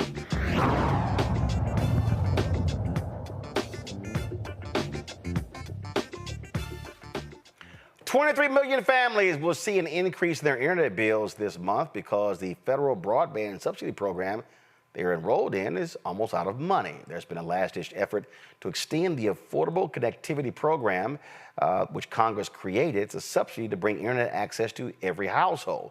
The program, which helps people with limited means pay their broadband bills, is set to expire at the end of May. Kenya Ashley is the Director of Broadband and Digital Equity for the Baltimore City Office of Information and Technology. Glad to have you on the show. So, 23 million folks. Is it a combination of city, rural? Who really is affected? I'll tell you, the folks who are affected are the folks that cannot afford internet. Some of us paying your internet bill, it's one of the many bills you pay every month. But too often, our low-income residents across the country, again, city, rural, it doesn't matter where, at the bottom line is those folks who cannot currently afford their bills are going to be most impacted. And for most of those folks, it breaks down to, do I pay my internet bill this month, or am I paying for transportation costs? It really breaks down to basic needs for some of our lowest income households. So what is the push? I mean, is there a push on Congress to get this done? Yeah, so the House has a bill, House Bill 6929. The Senate has a bill 3565. These bills will reauthorize funding to continue the Affordable Connectivity Program. And what that means is that those households, again, now it's $30 a month. Now, for some folks, they hear $30 a month and they think, is that really a big deal? But when your internet bill is $100 a month, paying just $65 or just $70 makes a huge difference in your budget. That's what we're hearing from our residents. And I'll tell you one more thing, Roland. These are our senior citizens who are already on a fixed income. These are residents who have no other stream of income that rely on, as much as possible, rely on these types of support programs. So what do you want folks out there watching and listening to do? Okay, here's what I want you to do. I want you to contact your congressional representatives, and I want you to tell them to support House Bill, let me say it slow, House Bill 6929 and Senate Bill 3565. It is important for our residents all over the country to be able to participate equally online, especially in light of this is an election year. We want all of our residents to be able to participate in government. Well, it is. Look, it's one of those programs where you got folks who say it's no big deal. The issue that you have in the House, you got Republicans who now control the House. Any bill that deals with money has to start in the House before it goes to the Senate. And so the pressure is really on them to actually get this bill moving. You're right. The pressure is on. But what we can do as voters is push. Because again, for some folks, it's only $30. But when you have to make the hard decision every month for your household, $30 is it's the difference between being able to apply for benefits online, being able to sit online and do a telehealth appointment. It's the difference between going to work at home where you can easily access the job versus having to go in every day. Some of these things we take for granted, but the folks who really need this support, it's a night and day. Absolutely. Kenyon, we appreciate it. Thanks a lot. Thanks for keeping folks updated and informed. Thank you. Have a good one. All right, take care, folks. Real quick, going to a break. We come back. We're going to talk about Haiti. Also, guess who shows up at a Trump rally? Former Detroit Mayor Kwame Kilpatrick. Yeah. And we'll tell you who he's going to be voting for come November. You're watching Roland Martin Unfiltered on the Black Star Network. When you talk about blackness and what happens in black culture, we're about covering these things that matter to us, speaking to our issues and concerns. This is a genuine people-powered movement. There's a lot of stuff that we're not getting. You get it, and you spread the word. We wish to plead our own cause. Too long have others spoken for us. We cannot tell our own story if we can't pay for it. This is about covering us. Invest in black-owned media. Your dollars matter. We don't have to keep asking them to cover our stuff. So please support us in what we do, folks. We want to hit 2,000 people, $50 this month, raise $100,000. We're behind 100,000, so we want to hit that. Y'all money makes this possible. Check some money orders. Go to P.O. Box 57196, Washington, D.C. 20037-0196. The Cash App is $RM Unfiltered. PayPal is R Martin Unfiltered. Venmo is RM Unfiltered. Zelle is Roland at RolandSMartin.com. My name is Lena Charles. and I'm from Opelousas, Louisiana. Yes, that is Zydeco capital of the world. My name is Morgan Chappelle. I'm from Dallas, Texas, representing the Urban Trivia Game. It's me, Sherry Shepherd, and you know what you watch. Roland Martin on Unfiltered.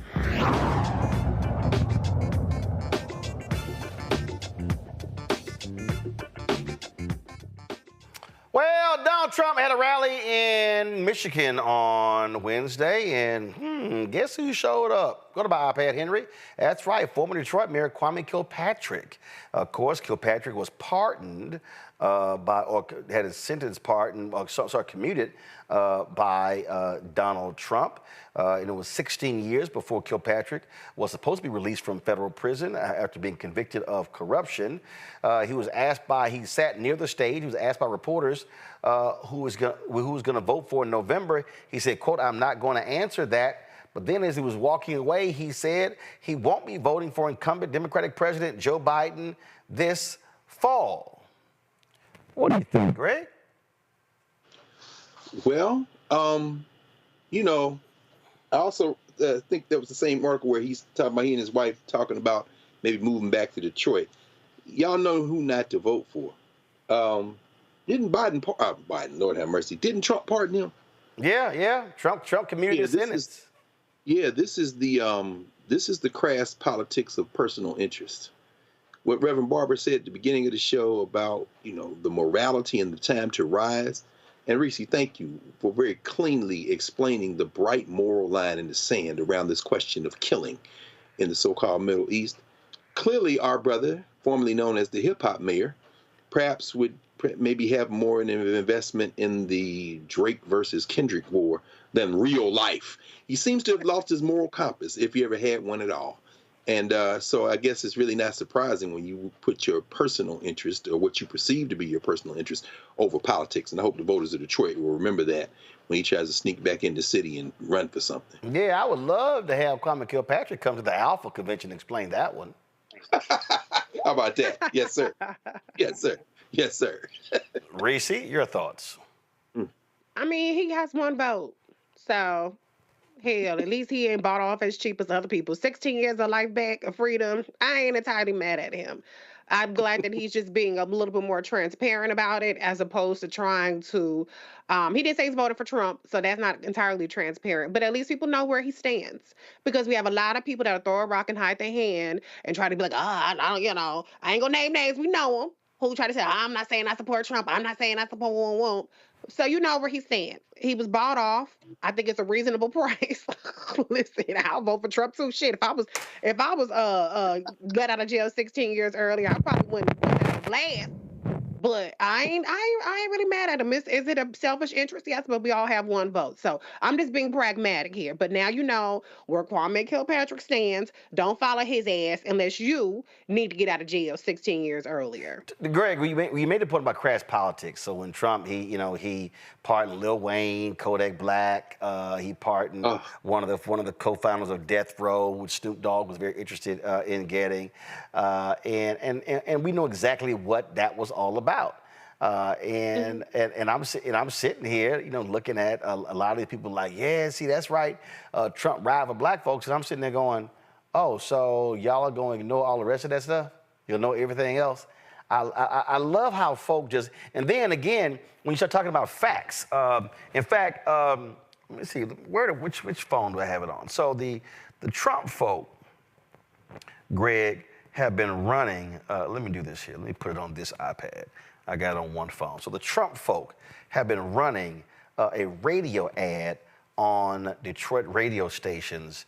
And I want to play this ad because I know both of y'all need some additional laughter in your lives on today. And so, because if y'all got a kick out of that Dana Bash commentary, wait until y'all hear this commercial here. Give me a second. I'm airdropping it to my iPad because I think y'all gonna find this to be really, really, really interesting. So let me go ahead and get this thing queued up. So here we go. Hi, I'm a volunteer for Joe Biden. Are you registered to vote? Yeah, I voted for Biden last time. That's great. Really? Have you looked around? Everything costs more. Food, gas, housing. We're struggling to pay our bills. Okay, but what about everything he's done to protect illegal immigrants? Protect them? Did you see that Biden's paying rent for illegals now? They get handouts and we pay for all of it. And Biden's letting Mexican cartels flood our neighborhoods with murderers and drugs. Well, Biden's done a ton to stop transgender discrimination. Transgender discrimination? Stopping men from using girls' bathrooms isn't discrimination. Keeping men out of girls' sports and out of girls' locker rooms is just common sense. So Biden can still count on your vote, right? Not this time. Trump will stop the sexualization of our children and declare war on the cartels. I'm voting for Donald Trump. Make America Great Again, Inc. paid for and is responsible for the content of this advertising. Not authorized by any candidate or candidates committee. MegaPack.com. So Trump is going to stop the sexualization of children. Tell it to the parents of kids who were Jeffrey Epstein. And so you see what he's doing there, Reese. How he is trying to use transgender issue and illegal immigration, weaponizing against black people. It's fucking brilliant, and it could work. It's unfortunate that you could use such issues like that to distract people from the fact that Trump said he wants to give cops immunity. They can shoot the hell out of black people, stop and frisk, whatever, and there aren't going to be any consequences. About the fact that he wants to strip the same way he wants to get rid of illegals, so-called illegals, he gonna strip your ass of your citizenship too. But it works. There's a reason why he's running these ads and targeting the folks that he's targeting. It aligns with the disinformation campaign that we've seen targeting black people all throughout social media. There are 0% of athletes are trans, but it's one of the main talking points that you hear from Republicans. And it's a talking point that resonates with a lot of black people as well. So it's smart. I mean, I wish the Democrats had some shit like that. I don't know. We don't have nothing. We try to do the right thing, except for on Palestine. Aside from that and a couple other shit, we try to do the right thing. So we don't have anything like that we can really sell and say, well, look at what the trans people are getting. Look at what the Asians is getting. Look at what we don't have those same kind of issues. So they're playing the cards that they're dealt. And if we can't see through it, and if we want to vote against our interests to stop these imaginary villains, then, hey, we get the government that we deserve. Actually, I think you do have it. I think you do have it, Greg, because I think if you're Democrats, if you run an ad saying, hey, I know you really want student loan debt relief, but are you going to support Trump, who wants to give tax breaks to people who have private planes and yachts? Do you own one? You can ask that question. Or you can run the audio of Trump saying, hey, a lot of you rich people supported me, and guess what? You did great when I was president, and you're going to do better when I'm president again. I would run that sucker. I damn sure run that sucker against him. I would damn sure use the audio of him calling Colin Kaepernick a son of a bitch. Oh, I absolutely would use that one. And then I would definitely run ads on the gospel stations talking about 2 Corinthians. See, I would absolutely use. So they have the. But see, again, here's what I think the difference between. And I'm gonna go back to that comment from Michelle Obama. When they go low, we go high. Democrats love. I know she hates that she said that now because she get dragged every time. Democrats love to go high. They do. No, you got the butt. Like I did a podcast with Michael Steele. I said, well, they hit your ass in the knees. I said, you hit their ass in the shins. If they hit your ass in the ankles, you hit their ass on the bottom of their feet. No, you got to understand, you are in a fight that has no rules because your opponent doesn't believe in rules. Correct. That's true. Your opponent does not believe in rules. There is no bottom. And so what you got to do is you got to be willing to go there and say, cool, you want to get in the mud? Let's go. Let's get in the mud. I would absolutely revive that at Entertainment Tonight or Access Hollywood or whatever the hell tape it was. I would see every foul thing he said. I would be running ads on black radio stations about the nasty stuff he said about Maxine Waters and when John Kelly condemned Frederica Wilson. Oh, hell yes, I would. Absolutely, I would. At every single damn moment. Every black person, every black woman he attacked, it'll be a whole new commercial against him. But Democrats want to play nice and fair, and that's the problem. I'm telling you. Can we all get along, Greg? That ain't how you win. You got to rip his damn heart out. That's what you got to do. No, it's true. Of course. I mean, yes. Of course, it's true. It's true. It is true, and it's a difficult moment. Roland, I was talking with a brother the other day who works at one of the K Street think tanks. And he said, a lot of people think it's Democrat versus Republican, but when it comes to things like foreign policy, it's about, they all pretty much think the same. And he said, even domestically, it's about power. We're seeing the power of the Israel lobby now.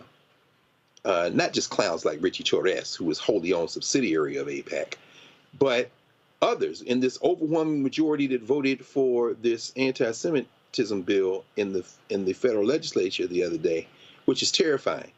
This is really, Dana Bash wants to talk about the 1930s. Let's talk about it, Dana. Let's talk about it. But let's talk about it very seriously. Remember, Hitler won an election in Germany in the 30s. Don't play with this, because, see, we're the ones who are going to bear the brunt. But there's a reason why Donald Trump pardons his hip-hop friends, because it feeds the idea of excess and material accumulation. And, remember that Donald Trump was popular in a segment of hip-hop before he even went on The Apprentice. I mean, this is the idea of pop culture. And you're right. I mean, Reese just said it. You said it. This man knows how to play the PR game. We're living in an era now of deep fakes. I mean, Drake had to drop his comeback against Kendrick because he had Tupac's voice on there. So you can't tell what's real and what's not. Again, that's why journalism is so important right now. But when you start talking about political education, the slow accretive work, what's going on a lot of these college campuses right now, including the one I was on last night, watching these Howard students sit and connect Congo and the Sudan and the fight for 15 and what's going on in Palestine, talking about foreign and domestic policy. That is not the interest of the Democratic Party. The Democratic Party got donors too. And so trying to play this game in a situation where the other side has no rules, they have a bought and paid for Supreme Court that is going to try to push this man past his trial so that he won't be convicted of anything. He can get in and dismiss the federal lawsuit if he can get at it. We have a national military budget swallowing everything whole and pumping, as you said, Reese, billions into an attempt at ethnic cleansing. But our young people and our people generally, you know why they won't fight? When you try to put a message out and say, did you get any money? The billionaires did. It's because in this country, everybody has been brainwashed into thinking that they're going to be a billionaire one day. Exactly. And so the idea is that Donald Trump fights for us, because one day I'm going to be a billionaire, and I don't want those people to take my money either. Meanwhile, you're not even going to be able to tweet that or text that or put it on the gram or put it on TikTok, because your damn internet going to be gone, because you got not two pennies to run together, and they're not going to pass a bill to extend the money that came from the Reconstruction Act so that you can even get on the damn phone to tweet about how you was going to be a billionaire. Propaganda is how fascism maintains and extends its authority. This is what we are facing right now. This, as I said, we know what's going to happen. The only question is, are we going to take enough time? And this is why Black Star Network is so important, to educate ourselves to see what is coming so that we can stop it. Because it's not a mystery about what's going to happen. It's happening right now. These cops, these punk-ass cops, half of them, 3/4 of them, however many of them, without college degrees, taking the opportunity to take their little manhood between their tweezer fingers and go beat up a bunch of children because they're loving it, sitting on horses, strapped in like they fighting the military. These punks are the same ones that were in the Know-Nothing Party in the 19th century. They were the ones who wanted to be in the Hitler Youth, but since they couldn't, did the America First stuff in that same 1930s Dana Bash. This is fascism.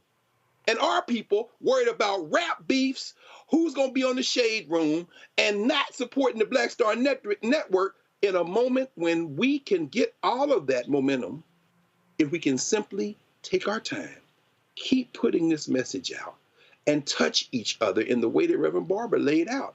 This is a fight, not a fight for America, not a fight for foreign policy or domestic policy. This is a fight literally for survival, for human survival. We're on the brink, and we got to do something about it, and this is part of that work. Folks, you talked about, Greg, what's happening in the Congo. In Haiti, Haitian gangs have launched new attacks in the country's capital days after the swearing in of the Transition Council. Reports indicate that the 9-person council that was inaugurated a week ago could not agree on a prime minister. The infighting had some council members threatening to quit. Yeah, that's crazy. Donna Gianfalo is the executive director of the Black Alliance for Just Immigration. She joins us from Denver, Colorado. Glad to have you on the show. Nana, first of all, before I get to Haiti, I do want to get your thoughts on that ad on how Republicans are trying to use the immigration issue against Black people in playing into what, and I've heard this for years, this increasing anti-immigration sentiment among African Americans. Yeah, I was listening over here just shaking my head. Thank you, Roland, for having me on. Just shaking my head because they know what they're doing. They know that the Black community, the African American community in particular in this country, has been so abandoned. And that they are part of the abandonment in terms of resources, in terms of attention, in terms of folks being able to have the things that they need and deserve based upon being human beings, but also based upon the legacy of what African Americans have built in this country. And they know that that abandonment has happened. And they know that they aren't, when they talk about quote unquote illegal immigrants, they know what they mean. They're referring to non-white immigrants and trying to make that pit. And, I wonder, you take a place like Chicago, do you know that they resettled 20,000 Ukrainians in Chicago? 20,000. Over 200,000 Ukrainians have come into this country, either as refugees or asylum seekers. Who is wondering about that? Who is fighting that? Who is even bringing that up in the conversation? No one, because they're white. And they're the ones who were actually taken care of by this government. They're the ones whose rent was actually paid. And the people. So how do you counter it? How do you counter how they're trying to target Black people? Because I've been saying for years to Black people, and I even get Black people when I say that you got Black immigrants, and I hear some Black people say to hell with them too. Even though right now 10% of the African American population in the United States are immigrants. Absolutely. And 20%, if you include people such as myself who were born in this country, that's 1 out of every 5 Black people, right? And that's not a small number, 20% of the Black population. What we do at Baji is really, it's a 2-part piece. One part is to talk to our own communities, Black migrant communities, to get them a better sense of really what Blackness is in this country, what African Americans have been a part of, what African Americans have gone through, what the legacy has been of what has been built, to make sure that we are funneling into that. We are not going to leapfrog over African Americans into some white land of milk and honey called the American dream. That is not going to happen. It's an American nightmare, as Malcolm said, for us too. So that's the first part. The second part is to speak to African Americans and remind African Americans that you are considered foreign in this country. Let's not pretend, as the sister just said earlier, this attack on the 14th Amendment to make it so that people like me who were born here are not citizens is the only reason that African Americans are citizens of the United States of America. And so this idea, when you talk about moving, everyone moves, right? But when African Americans moved, it was called a great migration, because that word migrant is applied to people that this country believes are not really a part of this country. And so having that conversation to make folks understand, we have to expand what Blackness is in order to build power. White folks expanded who it is to be white to build power. Brown folks expanded who it is to be brown to build power. Black folks, we got to expand what it means to be Black if we're going to build the kind of power we need to not become the more diminutive power minority, quote unquote, in this country. So share your thoughts on what's happening in Haiti. So what's happening in Haiti is a takeover. It's a continuation of the takeover that you know so much about, Roland, in the way in which the United States, in which France, in which Canada has always been interfering in the business of Haiti. And so, yes, Haiti has a situation in which there is rampant violence, a situation in which people are food insecure, a situation in which people are really in a state of survival and trying to make it happen. And all of that is the result of what has been Western policy, U.S. policy, from the kidnapping of Aristide, a duly elected president of Haiti in 2004, to 100 years before, up until today. And this council that you talked about is a council of which nary a single person was elected by the Haitian people, was nominated by the Haitian people. This is all the outside, be it the CARICOM, the Caribbean community, being the black face, basically, of the United States, France, and Canada, to bring these people together who represent every failed government and Western-backed government that Haiti has had, put them all in a room together and said, hey, now you're going to run the country. And the first thing they do, or the second thing they do, is to elect as a prime minister a person, Fritz Belizaire, who was the sports minister in the 2000s. That gives you a sense. With the requirement that this council allow a multinational police force led by Kenya, which ain't got nothing to do with Haiti, again, black-facing the violence, to come in and supposedly be able to quell this violence that's happening in Haiti. We know that it has to be a Haitian solution that comes from the Haitian people. That's what we know from how we address violence in this country, how violence is addressed in the favelas of Brazil, and everywhere that Black people are around the world. We are the ones that have to come up with a solution, and there should be nothing about us, as we say, without us. And that's what we have with this council and what's moving in Haiti right now on the political level. Questions from the panel, Greg?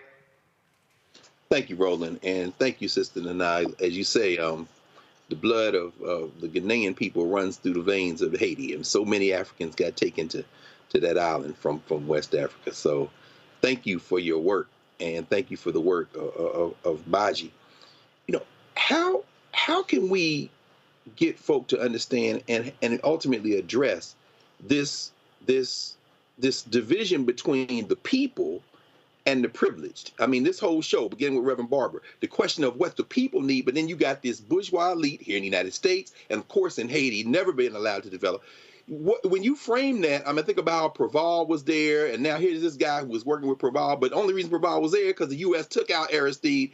And am I correct to say that the Montana group, and especially Lavoyas, those were the two cats that were like, hey, y'all pick this guy and then tell us what is going on. Should we leave? How should we think about the division between the people and the privileged in Haiti, especially finally as some of these armed militias are now clamoring for a seat at the table, and this cat, Cherizier, said, where these guns coming from? Well, some of these bourgeois Negroes in Haiti hired y'all and used the guns, and now the people are looking like, we need somebody. How can we separate out between the people and the privileged as a way to try to understand what can and can't be possible in Haiti? So some of it, if you have the time to look at it, is you follow the money, because the money is telling us what's happening. I mean, Haiti is always described, as so many of our majority Black countries are described, as impoverished, and yet there are people living it up. You know what I mean? They talk about the violence of Haiti. They talk about, we see the images with the shooting, but, there are areas where nothing is happening. Those people are safe and secure and driving their Mercedes and their Peugeot and their everything else and living their life. And those are the people that you see here on the council. Those are the people that now they're asking to be in charge. There are, as you know well, Brother Greg, there are community organizations that have, some new, some, since the time of Aristide and Lavoisier, that have been working on the ground with people, providing support. And those are the voices that we should be listening to. Even when they talk about the armed civilians, which they describe as gangs, and maybe some of them would describe themselves as gangs too. You know, I tell my young folks that work with us at Baji, I'm old as dirt and twice as funky. And I worked in 92 with the gang truces that were happening in LA. You know, was one of the few sisters that was up in there. Brother Jitu Siddiqui, peace be unto him, that called with others for a national bringing together. Remember, from Kansas City, from Baltimore, from all of these places. And it was them who stopped it. It wasn't the police. All the LAPD squads and all of the people that were brutalizing with all the murders they were doing, they never stopped it. It was us who stopped it. We have those same experts alive today, old as dirt and twice as funky, and some younger ones. And we have them coming out of the favelas of Brazil, and we have them coming out of Central America. So we have the antidote, let's say, to even the armed violence. And what it is not is violence sponsored by the United States, France, and Canada, the European Union. That's the AU. That is not what is going to solve the problem here in Haiti. We have to say, what are the people calling for? The people are calling for food. The people are calling for aid.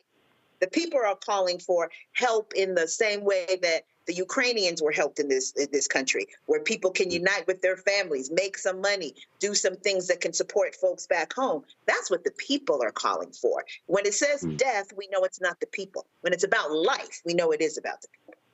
Yes. Thank you, Sid. Thank you so much for being here with us tonight. I want to return to the topic of citizenship. You mentioned it after I mentioned it. I've noticed that a lot of the rhetoric around immigration has pivoted to being anti-Haitian immigration.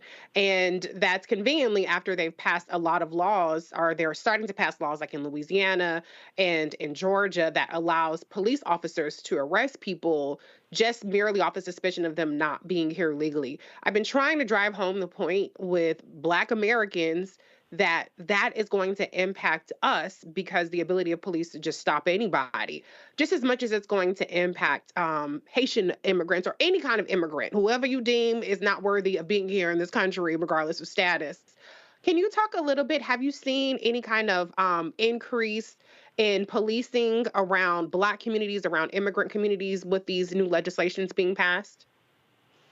Absolutely, and thank you for that. So firstly, there is a lot of talk about Haiti because Haiti are like the Black migrants that we know. So it's kind of like how every brown migrant was a Mexican, remember? And so everyone would just say the Mexican.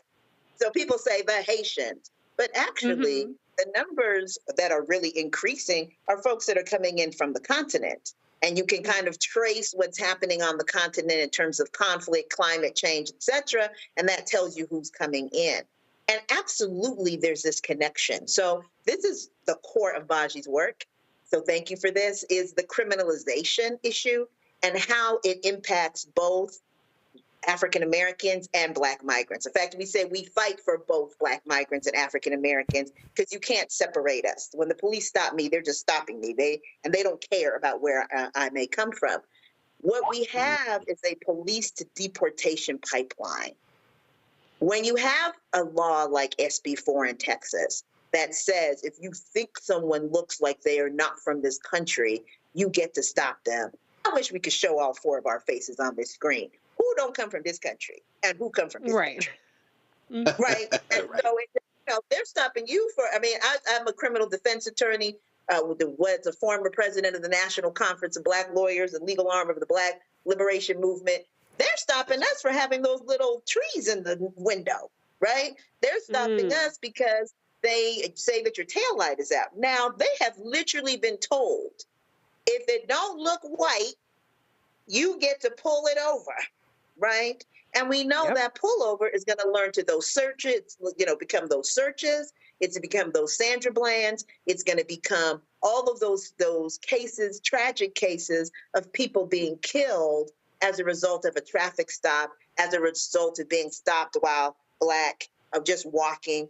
And that has already happened. So that's the thing people need to understand. That's happened in Boston. Remember, there was a brother who was jogging and this ICE cop pulled up next to him. There's an African American. He didn't know what the brother was. He just knew that he was Black and he wanted to be able to stop him. This is an ICE cop. It's not even a regular, local law enforcement cop. You've had Black people who are African American who have been deported because in the moment they weren't able to produce a passport. How many of our people in this country have U.S. passports? I mean, how many of us have our passport? How many of us are walking around with our birth certificate in our pocket?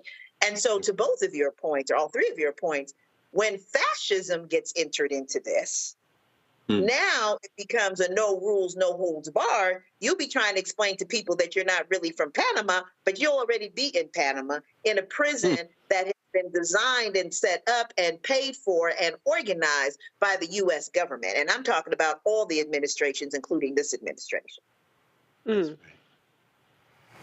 Well, it's a whole lot to digest there. And again, you know, our goal is to let folks know, provide different information, and I just keep trying to explain to people. And I mean, I get these folks sitting here, oh man, you trying to sit here letting all these immigrants in, and I keep trying. I'm like, guys, y'all can sit here and complain all y'all want to, but there are people in this country who are from Bermuda, Haiti, Jamaica, who are from a number of different African nations as well. And if you act like that those numbers don't have an impact on voting areas, look, I'm from Houston. Houston has the largest Nigerian population in the United States outside Nigeria. Houston does, because many of them go to Texas. We have the highest proportion of naturalized citizens, right? So we are not mostly undocumented. We are mostly the people who are able to vote. Shirley Chisholm's parents were from the Caribbean. I mean, you know, Kwame Ture, Black Power, Trinidad. Like, this is not a new hookup. We've been here. Inse Ufot, who used to be the ED of New Georgia Project, running around getting 800,000 people with that crew registered to vote in the state of Georgia. She came here when she was 12 and became a naturalized citizen. We are here. We've been here. We're not going anywhere. Let us build power together instead of falling into this trope that then sends people in directions that we don't want them to go in, where they're actually working against the legacy that African Americans and others have built together. I keep trying to tell folks that, and so we appreciate it. Thank you so very much. If folks want to get more information on your organization, where do they go? They go to www.baji.org. And also you can hit us up at Twitter, Baji Tweets, and on Instagram at InstaBaji, and that's BAJI. Thank you so very much for having me. Lovely talking with all of you. All right, we appreciate it. Thanks so much. That is it for us, Reese and Greg. First of all, let's have a belated happy birthday to Greg.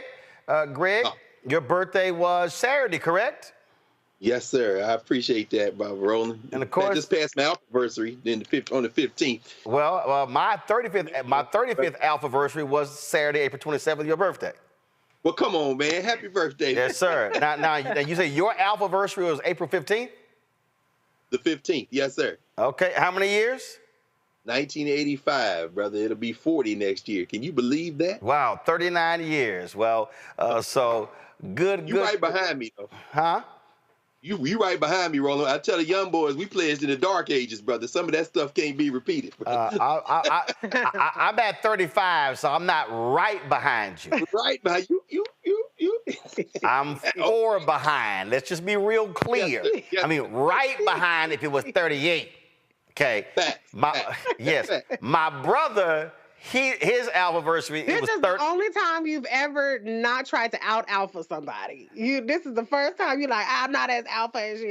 He's just younger, that's all. Right. I mean, you know, he older. So, you know, when you got your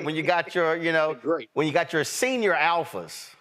Oh. See, Reese, I don't think you understand. See, Reese, you've never been, so at the Alpha Convention, there literally is a whole separate like cooling area, a lounge. There's a separate lounge for senior alphas.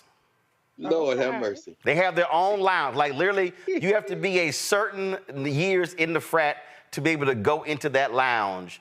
And so I'm just saying, Greg will be able to go into that lounge at least 4 years before I will. I'm about to say, but neither one of us can get in there now because them old heads serious about that lounge. Yes, you're right. If you ain't got a certain badge, you can't even open that damn door. Okay. Look, Mariba Kelsey, who was he's the last surviving member, founding member of the chapter at Tuskegee. We were down there in September. They honored him. He'll be 99 next month. And see, them cats, man, they gave him his 75-year member pin. I ain't never seen that in person, brother. Yes. So, yeah, that lounge is for them old heads, brother. You know Yes. So Greg will be in that lounge before I will. All right, so again, happy belated birthday. Happy Alphaversary. Happy belated birthday, Dr. Carr. As well. So, again, that's it. Reese, what the hell's coming up on the show this weekend? I don't know yet. It's a lot. Maybe the Maryland primary. I still got to drag David Trone for coming after County Executive Angela Austin Brooks. When is the Maryland primary? So it's early voting right now, and then I believe I always early vote, but it's early voting right now through the 9th, and then I think the 14th is primary day. Oh, but gotcha. yeah, don't let you might want to tell. I mean, here's what I don't understand. So somebody from the Angela Alsbrook campaign called me about coming on the show, and I ain't heard from him since. Okay, I'm gonna reach out. I don't want to. I mean, they called. Well, they called to see if I was going to talk about the Trone Jigaboo comment, which we did. And I ain't heard from them since. So, just saying. Yeah, we gotta work with our people. I'm just saying. We kind of talk about black people all the time. And of course, we'll be. Next week, we'll be talking with Marilyn Mosby, who is seeking a pardon from President Biden. She faces sentencing later this month, and she's like, how am I convicted for trying to use my own money? We'll be chatting with her as well. What day is that going to be? Well, we were trying to get her on today, but there was a conflict, so it's probably going to be Monday or Tuesday. Tomorrow's up in the air for me because tomorrow they have the presentation of the Presidential Medal of Freedom at the White House. I am a guest of Clarence Jones, who, of course, is Dr. King's speechwriter. He is one of the honorees, and so I will be there tomorrow. The program starts at 4:40, so not quite sure if I'll be able to get back to host the show, even though we're down the street. So we'll see. And also, folks, don't forget, if you're going to be in Ohio this Saturday, I am going to be at Wilberforce. Wilberforce giving the commencement address on Saturday. And so looking forward to that. My man, Dr. Van Newkirk, he is the president of Wilberforce and invited me to come on out there. And so I will be there, the 168th anniversary of Wilberforce. And so I will be in the house. I previously gave, so now we completed the trick because I actually several years ago gave the commencement speech to Central State, which is literally across the street. I gave, and they have this amazing, I think it's a statue of Dr. King that was given to them by Bill and Camille Cosby. It's an amazing statue on their campus. I took a photo of it. I'll be on the campus of Wilberforce on Saturday. That's beautiful, man. Charles Wesley and W.E.B. Du Bois, Wilberforce. Well, Wesley was president of Wilberforce. So you talk about Alpha, man. You getting ready to bring that right to the center, man. Congratulations on that, bro. Yep. So looking forward to. So it's graduation season, and of course next week Howard has their graduation. I got to be back again because my niece who got her undergrad last year, she gets her master's next week. Faith Marshall, so I'll be, she Faith picked it up that fast, man. Yeah. That's hard work right there, man. I delivered the boxes to her last night to pack her shit up. So, yes. So, she got her undergraduate last year. She getting her master's.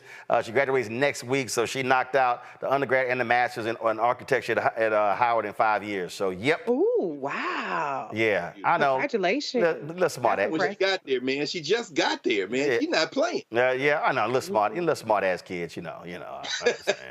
Just saying. That's right. Good. Now they can graduate and start spending their own damn money. There we go. All right, Greg and Reese, we appreciate it. Thanks a lot. Folks, don't forget, if y'all want to support us in what we do, your support is absolutely critical. As I said, I got to open up these envelopes to the folks who've already sent their money orders and checks. Our people who, I love black people. They tell me, they say, listen, I don't do electronic stuff. I'm old school.